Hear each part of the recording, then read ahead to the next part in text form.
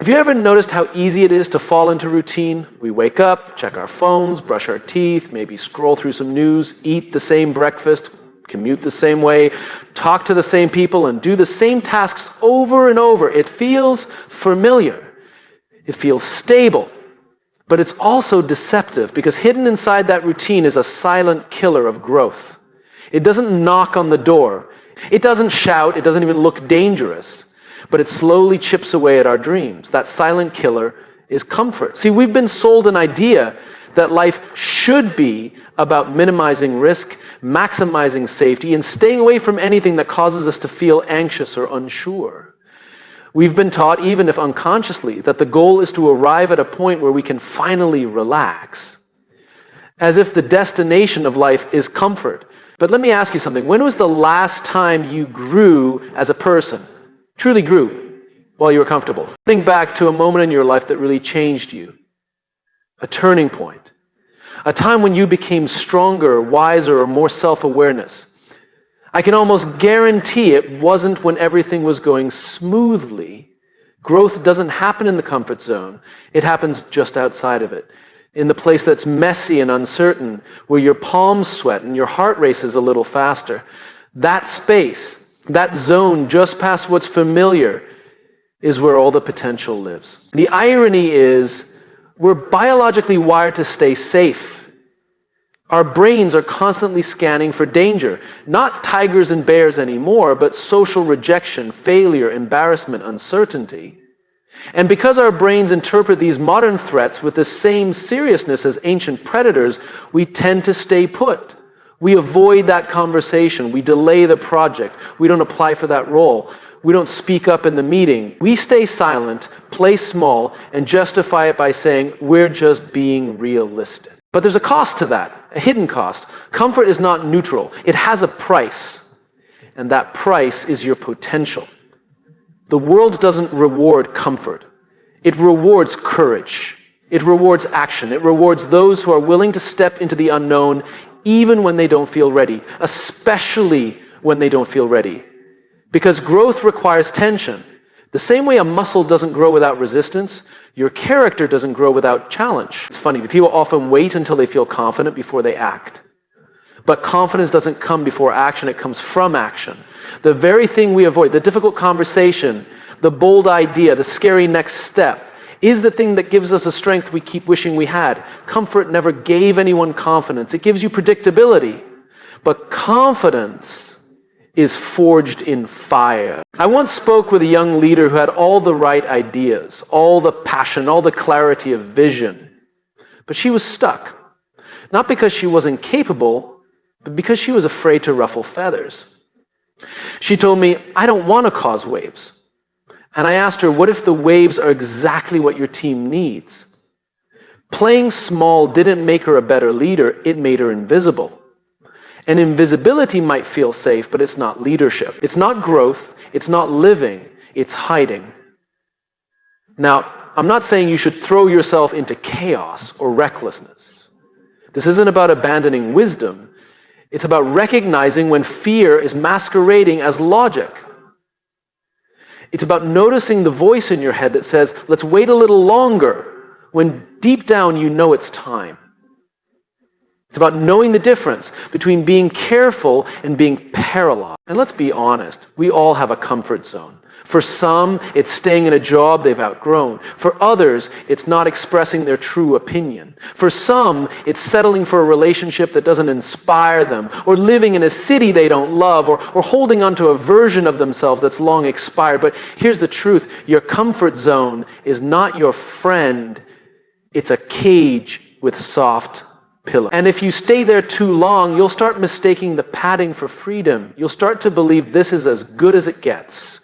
You'll build routines around your fear and call it stability. You'll let your future self pay the bill for your present-day convenience. Growth asks more from you. It asks you to be honest. It asks you to take responsibility. It asks you to lean into the things that make your stomach churn a little. And most of all, it asks you to choose purpose over comfort. You don't need to leap out of your comfort zone and land in chaos. You just need to stretch it. One step, one conversation, one new habit, one bold decision. That's how growth works.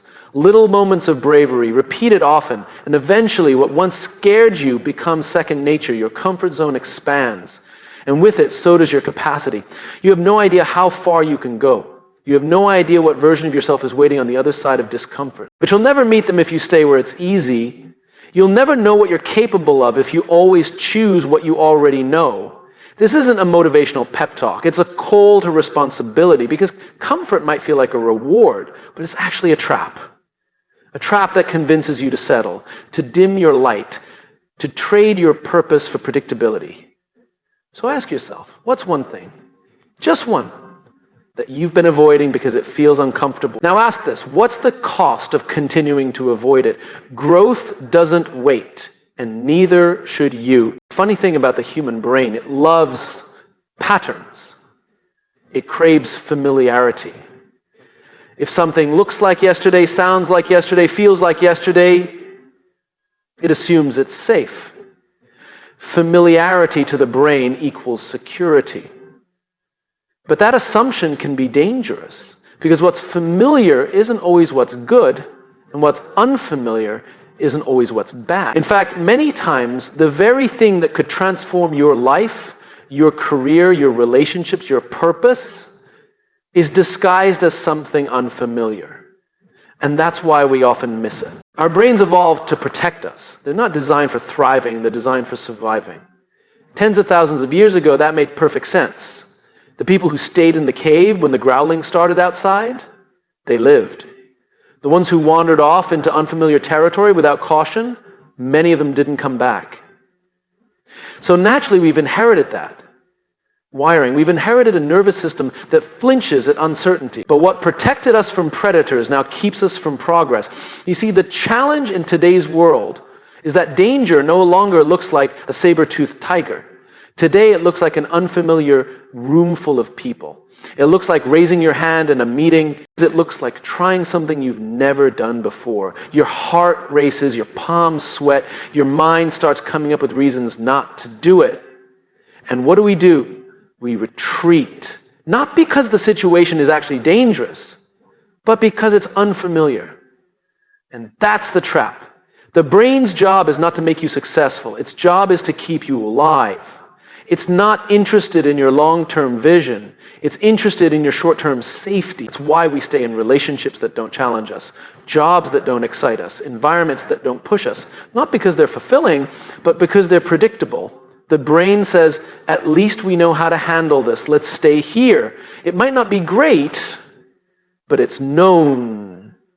And known feels safe. But feeling safe and being safe are not the same thing. And this is where things get dangerous. Because when you start mistaking familiarity for security, you start confusing survival with purpose. You start to believe that the goal is to avoid discomfort at all costs. And slowly, without realizing it, you build a life where everything is familiar, everything is manageable, everything is expected, and yet nothing truly excites you anymore. Think about it. How many opportunities have you turned down, not because they weren't right, but because they were new?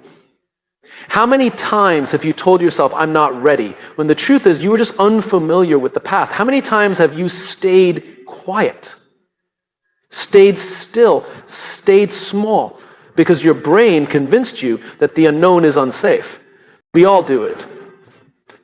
And the worst part is it feels rational. It feels logical. Let's wait until the timing is better. Let's gather more information. Let's be cautious. And sure, there are moments when caution is wise. But too often, caution becomes paralysis. We build entire strategies around avoiding the unknown, when in reality, everything we're chasing lives in that very space. Your best ideas, unfamiliar. Your future self, unfamiliar. The kind of impact you could make if you stopped playing small, unfamiliar. And so your brain says, let's stick with what we know, and you nod your head and say, that makes sense. But deep down, something inside you knows it doesn't. Something inside you is restless because it wasn't built for safety.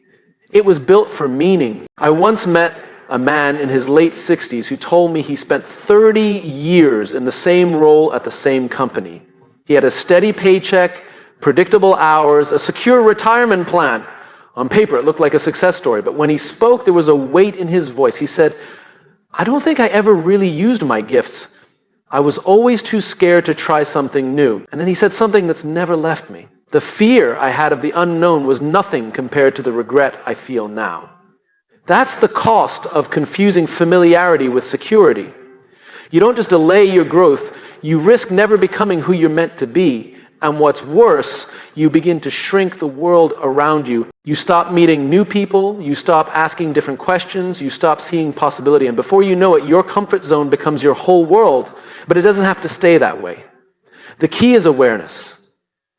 The moment you realize your brain is not trying to sabotage your dreams, it's just trying to keep you safe, you begin to make different choices. You stop asking, is this familiar? And start asking, is this aligned with my purpose?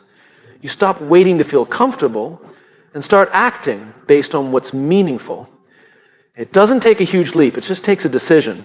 A decision to question the instinct that says, stay here. A decision to say yes, even when your voice shakes. A decision to step forward, even when your brain is screaming danger. Because on the other side of that discomfort is not danger, it's possibility. And over time, what once felt foreign becomes familiar.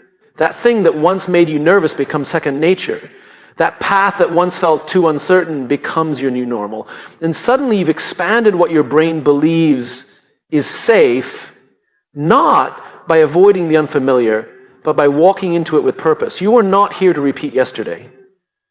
You are not here to run the same loops in your mind for the next decade. You are here to grow, to stretch, to discover. And that requires a relationship with the unfamiliar that isn't built on fear, but on trust. Trust in your ability to adapt. Trust in your resilience. Trust in the idea that safety is not found in repetition, but in meaning. So the next time your brain tells you to stay in the known, pause, breathe, and then ask yourself, what if the very thing I'm resisting is the thing that will set me free? Because familiarity might feel like security, but true security comes from knowing you can step into the unknown and still find your way. We've come to define risk as the thing that might break us, the big decision, the leap, the uncertain choice. We talk about it like it's a threat, something to avoid, something to mitigate. But we rarely talk about the risk of staying exactly where we are. We don't talk about the risk of inaction, of never trying, of never stepping forward. But that might be the most dangerous risk of all. There's a question I like to ask people when they tell me they're afraid to take a chance. I ask, what happens if you don't? Not what happens if it goes wrong. Not what happens if you fail, but what happens if you do nothing? What's the cost of staying the same? Most of us don't calculate that cost. Because it's not immediate. It doesn't sting. It doesn't scream. It whispers. And before you know it, you've spent 5 years in the wrong place. 10 years with your voice buried. A lifetime watching other people live the life you wanted because you were afraid to take a risk. There's something deeply human about wanting to avoid failure. It's built into us.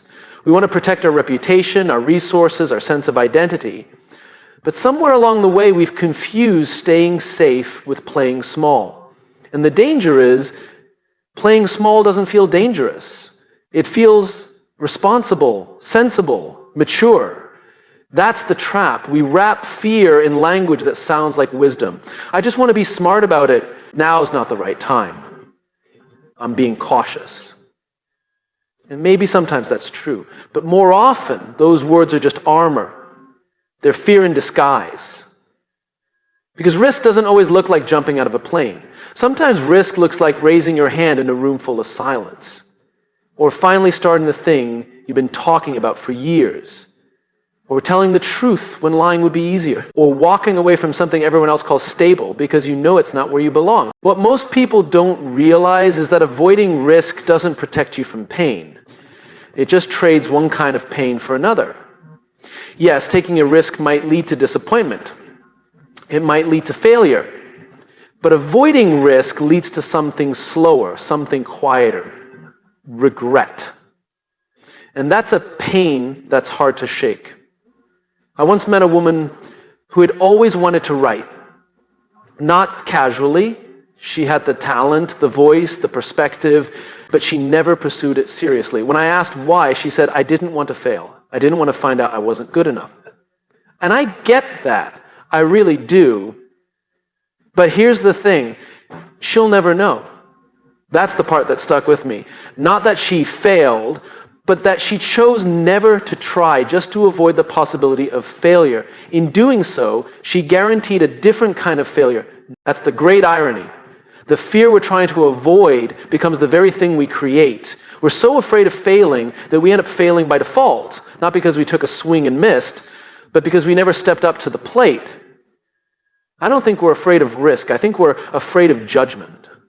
We're afraid of being seen trying and not succeeding. We're afraid of being exposed. But here's the truth.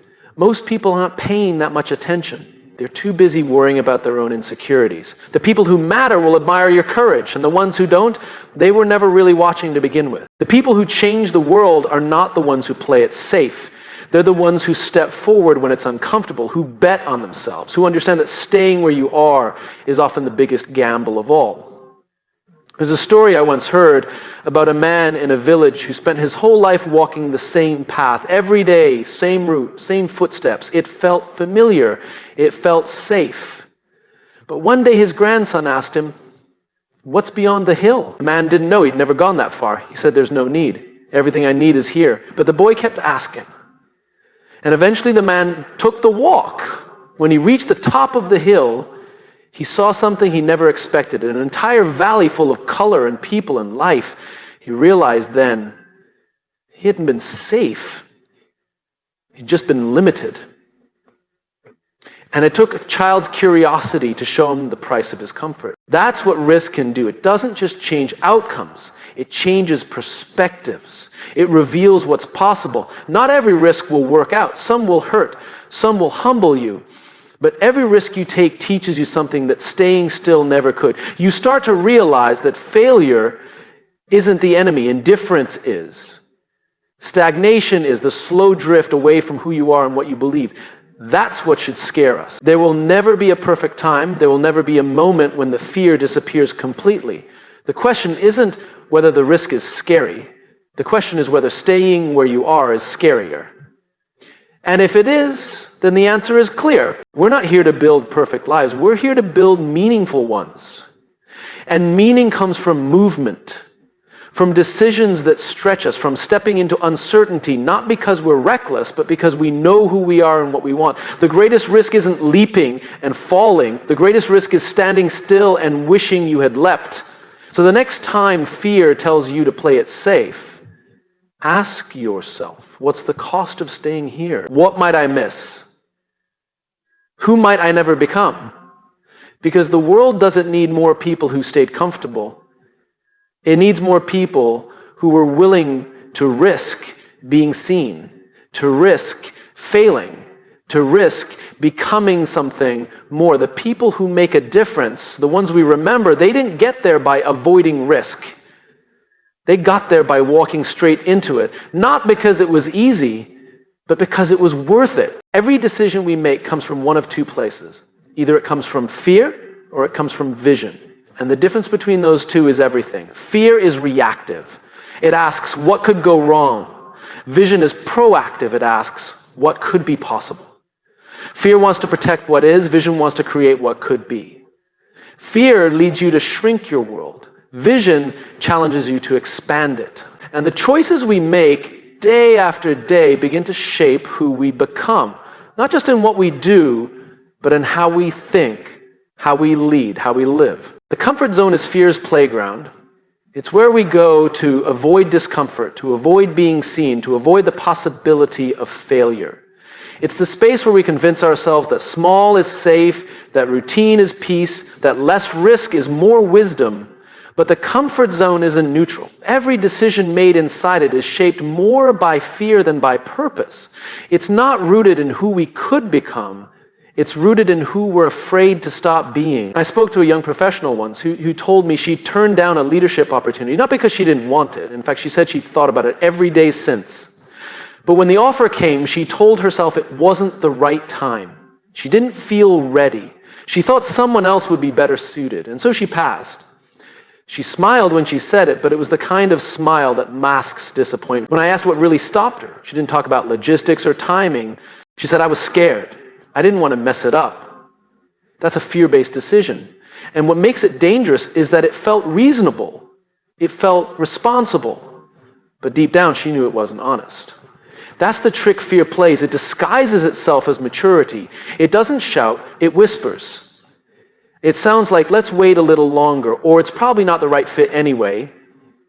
And over time, if we keep listening to that voice, it becomes our inner compass. And suddenly, we're not living a life by design, we're living a life by default. Now compare that to someone who leads with vision. Vision isn't loud, it doesn't come with guarantees, but it's powerful because vision sees beyond fear. It imagines what could be true even if the path isn't clear, and it gives us something to move toward, not just something to avoid. When you lead with vision, your decisions become driven by possibility, not preservation. You stop asking, what if I fail? And start asking, what if I never try? The truth is, fear-based decisions are easier in the short term. They offer immediate relief. They let us off the hook. We don't have to risk embarrassment. We don't have to feel vulnerable. But vision-based decisions serve us in the long run. They stretch us, they shape us, they remind us that we are capable of more than we think. Comfort zone decisions are about control.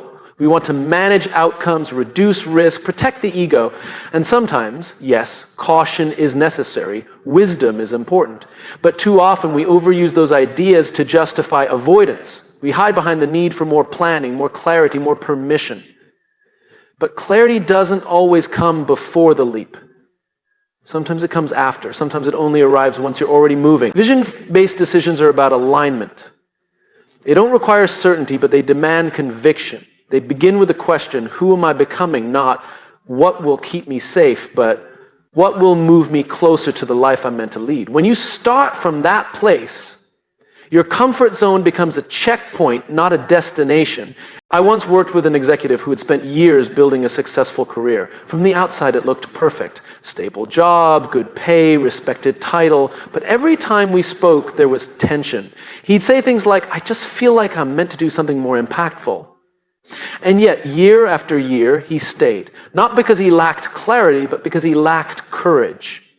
His decisions were guided by what he feared losing, not by what he hoped to build. That's what the comfort zone does. It asks, what will happen to me if I step out? Vision asks, what will happen to others if I don't?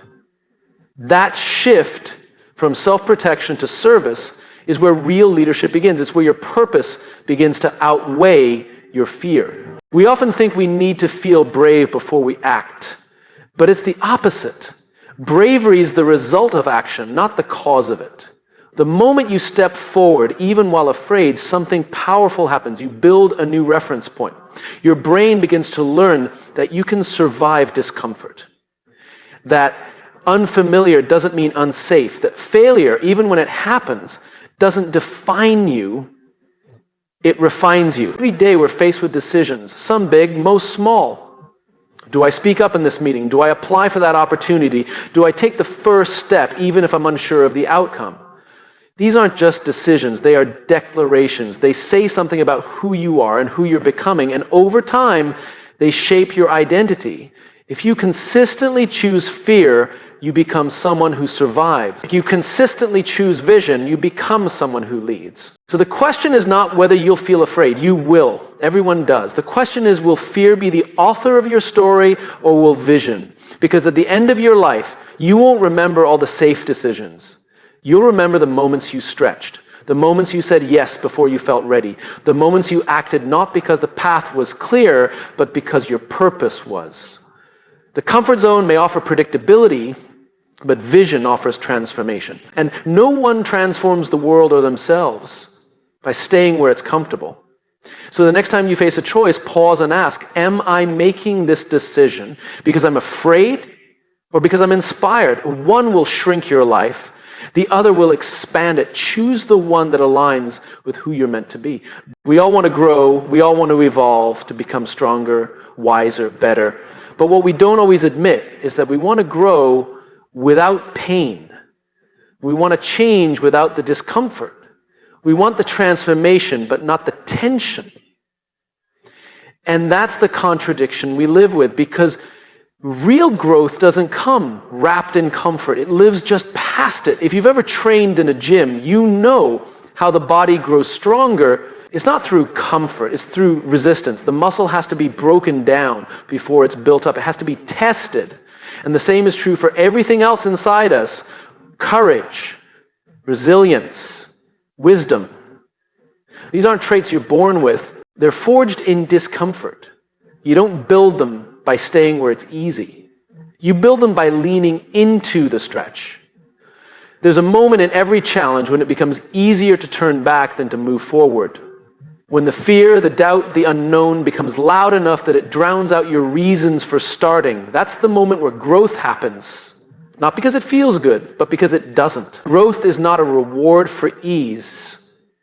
It's the outcome of enduring the friction. I've been talking to a man who had just launched his first business after years of dreaming about it. He had left a high-paid job, walked away from security, and was now in the thick of uncertainty, figuring it out as he went. When I asked how it was going, he laughed and said, "It's everything I wanted and nothing I expected. I've never been more scared. And I've never grown this much." That's it. It's the trade-off. Fear doesn't go away, but you stop being ruled by it. Discomfort doesn't disappear, but you start recognizing it as a signal that something important is happening. What most people don't understand is that discomfort isn't the enemy. It's the indicator. It tells you that you're in motion, that you're not coasting, that you're entering a new space where you haven't figured it all out yet. And that's exactly where you need to be. Because if you've figured it all out, you're not growing anymore, you're repeating. We tend to romanticize growth. We talk about it like it's this elegant upward journey, but it's not. Growth is messy, it's awkward, it's filled with moments where you question yourself, where you wonder if you've made a mistake, where you feel exposed. But those are the very moments that shape you. Because you're not just learning how to succeed, you're learning how to stay grounded when success hasn't arrived yet. A friend of mine used to be terrified of public speaking, the kind of fear that made her hands shake and her voice catch in her throat. But her role kept demanding it. Team meetings, client pitches, industry panels. She could have delegated, she could have hidden. But instead, she made a decision. Every time she felt the discomfort rise, she chose to lean in. And it was painful. The first few times were rough. But she kept showing up. And after a year, something changed. Not only did she speak with confidence, she started mentoring others on how to do the same. That growth didn't happen in spite of the discomfort, it happened because of it. Too often we confuse being comfortable with being capable. But the two are not the same. Capability is developed through challenge. It's developed through doing the thing you think you can't do until you realize you just did. And then you're different. You're no longer just someone who aspires. You're someone who's becoming. Comfort tells you that where you are is good enough. Discomfort asks, what more could you become? It's the question that wakes you up, the question that forces you to confront the difference between who you are and who you could be. And it's not an easy question to sit with, because once you hear it, you can't unhear it. You start seeing the edges of your comfort zone not as boundaries, but as invitation. But the reason so many people stay stuck isn't because they lack ambition. It's because they've built their life around avoiding discomfort. They've learned how to optimize for ease. But growth doesn't happen on the path of least resistance. It happens where there's tension, where there's friction, where there's pressure. You need all of that to build something stronger. Whether it's a business, a relationship, a mindset, it has to be tested to be trusted. Think about anyone you admire. A leader, a mentor, someone who stands with clarity and strength. I guarantee they didn't get there by staying comfortable. They got there by walking through discomfort again and again until it became familiar. Not easier, just familiar. They learned to stop resisting it and started respecting it. There's a moment in every journey where you're asked to choose comfort or growth. And that decision doesn't just shape what happens next, it shapes who you become next. If you choose comfort, you get to avoid the risk, avoid the uncertainty, but you also avoid the transformation. If you choose growth, you don't get guarantees, but you do get progress. You do get meaning. You do get momentum. This isn't about seeking pain for the sake of it. It's about understanding that pain is a companion of change. That the process of becoming someone new means letting go of old ways, and letting go by definition is uncomfortable. Discomfort isn't a sign you're failing, it's a sign you're evolving.